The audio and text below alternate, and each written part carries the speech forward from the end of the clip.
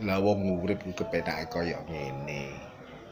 Kurang apane Gusti Allah maringi kenikmatan karo awake dhewe.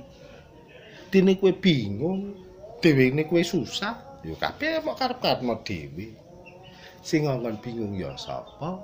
Sing ngongkon susah ya sapa? Lah sing ngongkon mikir ya sapa? Janjane urip ayo gampang. Mok pikir ya kaya ngene. Ora mok pikir ya kaya ngene. Sing penting awake dhewe oleh dadi menungsa.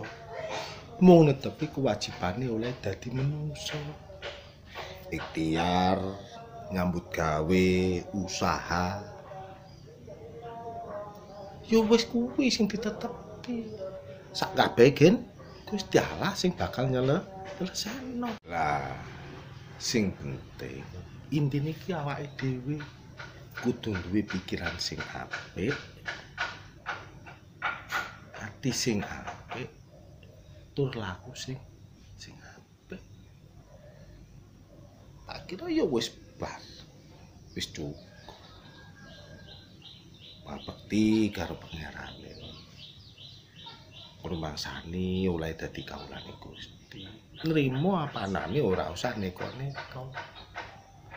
Sing dadine bubrah ya gara-gara menungsane dhewe, gara-gara akeh neko-neko.